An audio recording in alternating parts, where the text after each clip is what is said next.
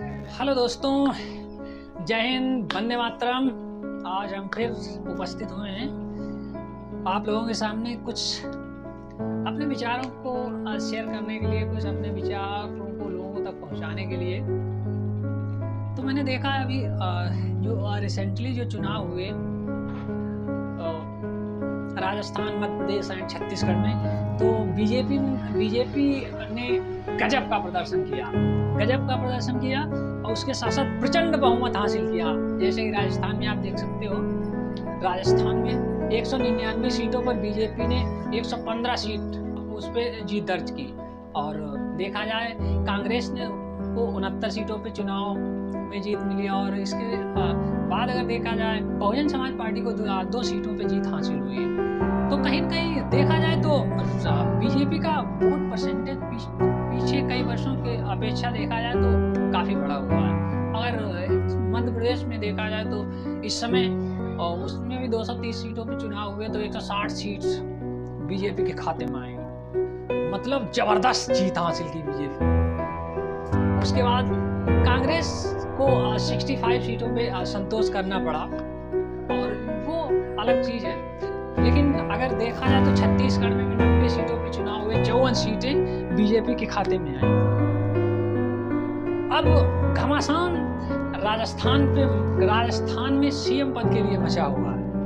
अब बीजेपी की जो सीनियर लीडरशिप है, अब नाम तो वैसे इसमें राजस्थान में वसुंधरा राजे का भी आ रहा है, लेकिन वहाँ की जो जनता है, जो लोग हैं, जो वहाँ के लोग क्या सोचते हैं, वो लोग ज़्यादातर बाबा बालकनाथ को सपोर्ट कर रहे हैं कि बाबा बालकनाथ को ही सीएम बनाया जाए।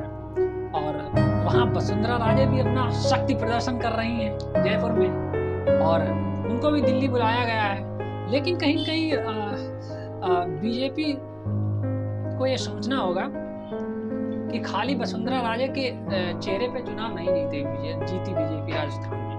उसमें बहुत बड़ा रोल कहीं न कहीं प्ले किया वहाँ की जनता ने। उसके बाद माननीय जो हमारे प्राइम मिनिस्टर ऑफ इंडिया हैं नरेंद्र मोदी जी का। तो अब देखा जाना चाहिए कि किसको सीएम बनाया जाता है राजस्थान में। मेन चीज़ राजस्थान देखा जाए, क्षेत्रफल में भी सभी स्टेट में उसका सबसे बड़ा स्थान है। तो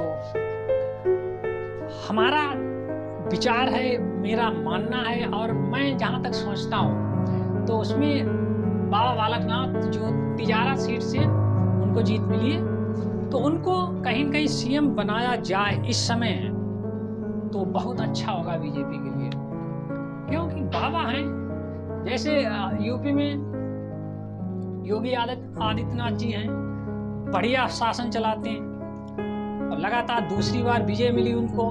तो उसी हिसाब से अगर उनको देखा जाए, राजस्थान को भी अगर आपको लगातार 2-3 आगे फ्यूचर में 2-3-4 बार जीतना है और राजस्थान में अपनी पैठ बढ़ानी है और बनानी है, तो कहीं न कहीं बीजेपी को बाबा बालकनाथ को ही ऑफर करना होगा सीएम पद के लिए।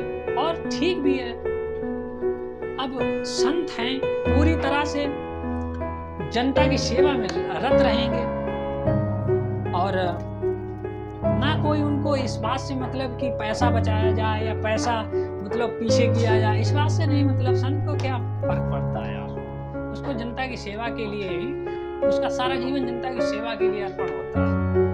तो मेरा यहाँ तक मानना है कि उन्हीं को बाबा बालकनाथ को राजस्थान में सीएम बनाया जाए। तो ये मेरा पर्सनल ओपिनियन है। और जहाँ तक हो तो बीजेपी की सीनियर लीडरशिप तय करेगी किसको बनाना किसको नहीं। लेकिन जहाँ तक मांग है वहाँ की जनता की, तो उसके लिए बाबा बालकनाथ ही डिमांड करें।